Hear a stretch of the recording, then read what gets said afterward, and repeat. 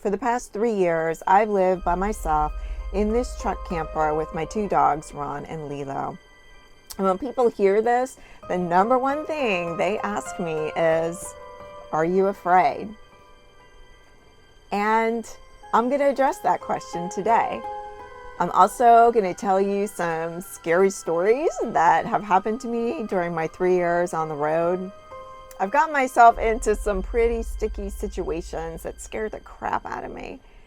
And I'm going to go over some of my tips that I do that help me stay safe on the road. So let's get into it.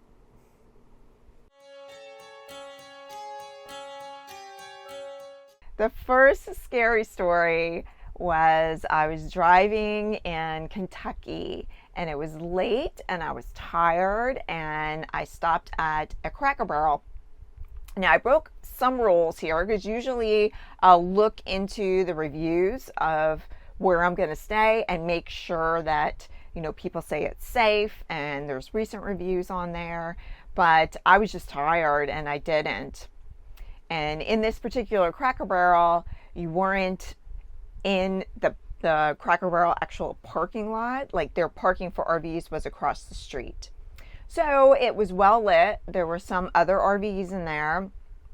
And I noticed like at the end of the big parking lot, there was like trees. So what I usually do is I kind of park where it's well lit, but I'll park away from other people just because I like my privacy. I don't want to hear anybody's generator going. So that's what I did. I went to the edge of the parking lot and parked by the trees and started settling in for the night. And I heard some rustling outside and I look outside and there's this disheveled young man. Like my heart kind of went out to him. He was in the woods and it was obvious that he was living or staying in the woods, and he was just agitated and looked like he was waiting for someone. So he was circling my camper and it really frightened me. Like I didn't know what state he was in, if he's going to knock on my doors, if he's going to try to get in the truck. So I was frightened, and the longer it went on that this person he was waiting for didn't arrive, like the more agitated he became. So he was circling the camper and he ducked into the woods. And when he did that, I used it as my opportunity to like jump out, jump inside the truck and drive over to the other side of the parking lot because it was late. I was tired. I didn't want to look for another space. But on the other side of the parking lot, there were RVs and families there. So I kind of tucked myself in between, two bigger RVs, and I felt a lot safer. And I was able to fall asleep, and in the morning I didn't see him. I should have read the reviews because later, looking at the reviews, some people were saying that there were parts of the parking lot that were dark and it was a little shady, that there were some shady characters going through there. And if I read that ahead of time, I would have found another place. But I didn't. So lesson learned.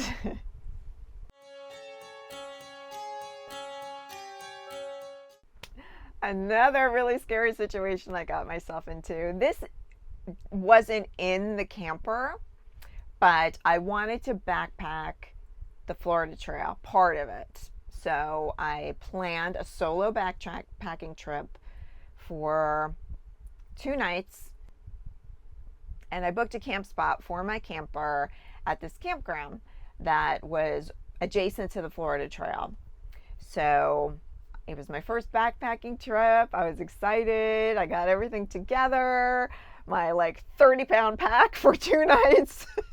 I get on the trail and it was beautiful. And my first stop, it looked like this idyllic stop on top of a hill, and there was a picnic table there. And I did a lot of research. So I had my earth sack and my plastic bag that was supposed to be smell proof, and I stuck all my food in there and all my toiletries, all my wrappers, anything I can think of that would have a scent that could attract bears. Because I was in Florida and black bears are in Florida, especially in the area I was in, which was around Ocala.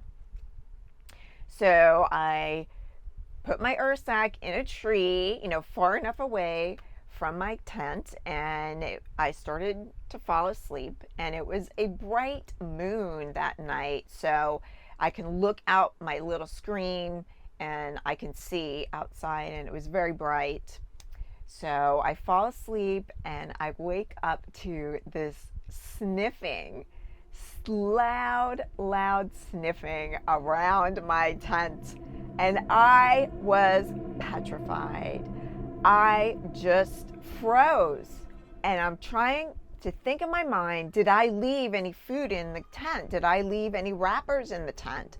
And I didn't know for sure if I left an empty energy bar wrapper in my pocket. So I was so scared. And I looked out the screen and I can see a black bear going around my tent. I did not have bear spray. It was racing through my mind. Oh my God, what do I have to defend myself? I had my trekking pole. That was about it. And he got bored and just moved on. And I did a huge sigh of relief. And whew. And then later when I was researching, what I did was I froze and made absolutely no sound. And I researched that, that's not what you're supposed to do. You're supposed to make noise. You're supposed to say, hey bear, go away bear. And I didn't. I froze. I didn't have any bear spray. I left my pepper spray back in the camper. Whew!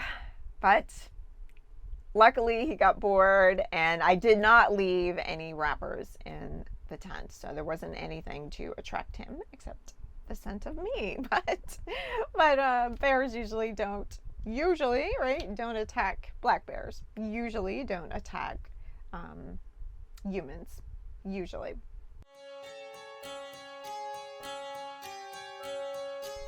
Another scary story was I did a whole video on this when I broke down on I-10. Everything I own is in that truck and camper, including my dogs. And look at it. Scary. And that was a very, very stressful day. When you're by yourself, it just adds to more stress because you have to figure out okay, what am I going to do next? And that was always one of my worst nightmares, to be stranded on the side of the highway and my truck doesn't run anymore, and to try to figure out how to do it. But the one thing that I found out is when my scary stories happen and I get through it, I'm able to get through it, it just empowers me.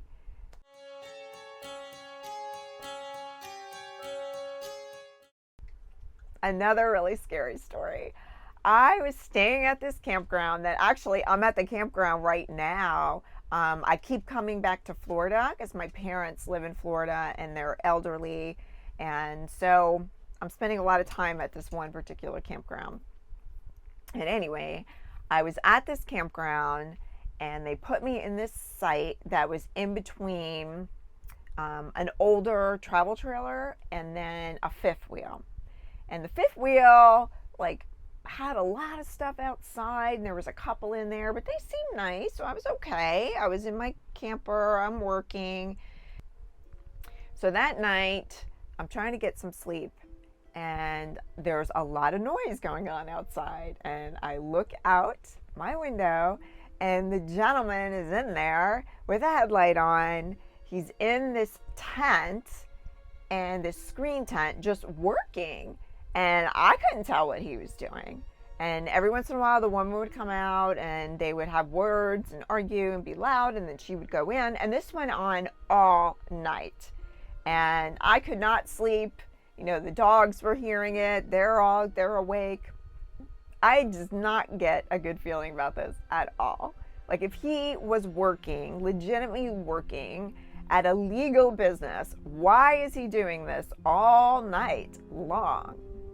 I don't know. I didn't feel safe there. And then the older travel trailer next to me during the day, there's no cars there. There's nobody there. At night, all the lights are on, but there's no cars there. And I can see people walking by the window. So it really freaked me out. The next day, I went to the office and I complained about it and I wanted them to move me, which they did, but they moved me like 4 spots away from them. These are pictures that I took after I moved my camper because I just didn't get a good feeling about this. And then also I noticed that the cops were patrolling the campground and especially like slowing down when they would go through that area. So I just did not feel comfortable. So that night I'm in my other spot feeling a little better. I'm not in between these two. And I hear all of this commotion going on outside. And I look and the cops are raiding the fifth wheel. The cops are surrounding the fifth wheel, guns drawn, lights on them. Oh my God. They arrest them, they take them away. Like the next day, the travel trailer and the fifth wheel were impounded and they took that away. Meth lab. Oh my God. It just scared me so much because if I did not ask to move, I would have been right in the middle of all of that. Who knew what would have went down? And that, that is in a campground, a relatively safe campground. Wow. Scared the crap out of me.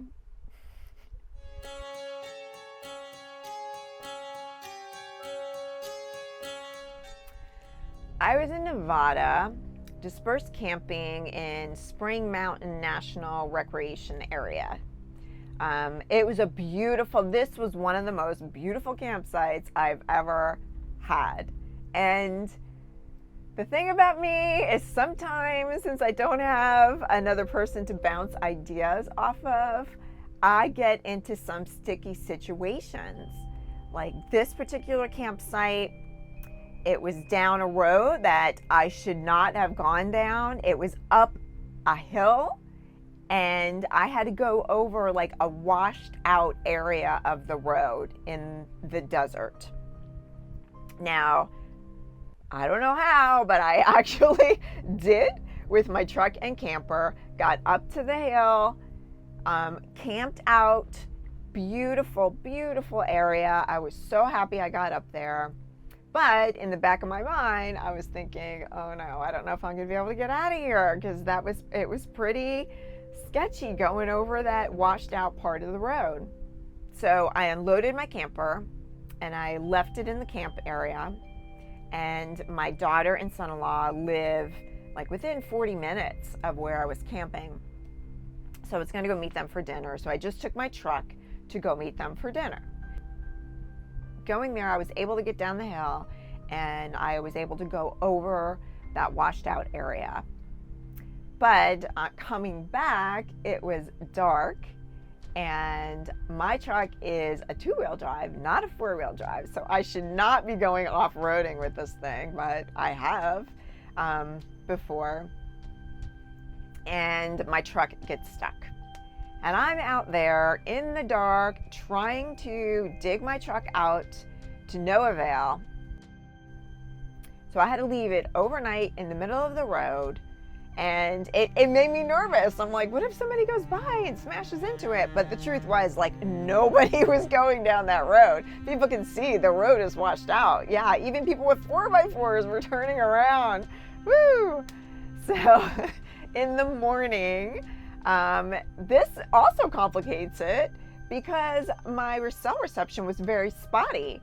So in the morning, I walked around, I found enough cell signal to call out, and I had an idea. First, I tried to call tow trucks that would not go, they would not come there at all. And then I had an idea. This is probably not the first time this has happened. So I called the Spring Mountains National Recreation Area office and they gave me the number of SNOR, Southern Nevada Off-Road Recovery. And a volunteer came out with his Jeep and pulled me out. And I was just, oh my God, I was just amazed that these people exist. Like, these people are volunteers and they do this out of the goodness of their heart. And I guess to try out their like fancy, like, rescue equipment too. But this guy was so nice. And after he pulled me out, he followed me up to where my camp spot is and waited for me to load my camper. And I followed him out just in case I got stuck again. Now that was a scary lesson for me, and I broke a lot of the rules that I have now because I had no cell signal. If it looks dicey, don't do it. You have a 2-wheel truck, lady, don't do it. But back then I wanted to go off-roading, and I still do. And maybe at some point I'll have a rig where I can go further into the backcountry, but with a 2-wheel truck and this high truck camper, it's not ideal.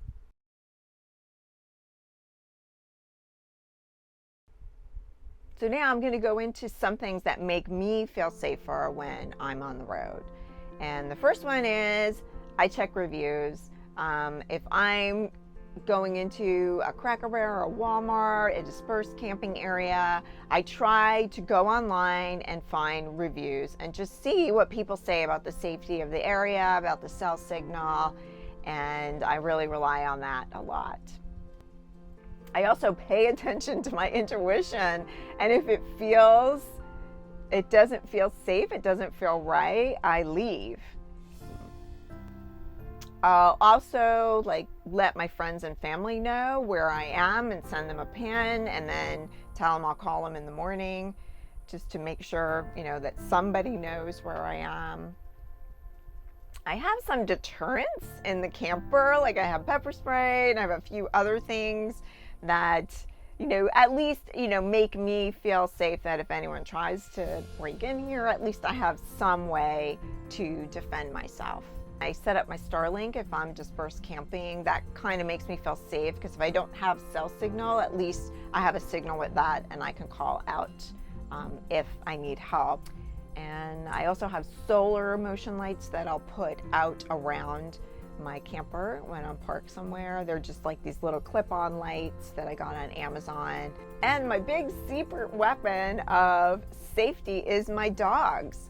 Like, if anything goes on around my camper, my dogs are up and barking and alerting me. Traveling with them really, really does make me feel safe. So, am I scared? And yeah, there's been times where I've been scared.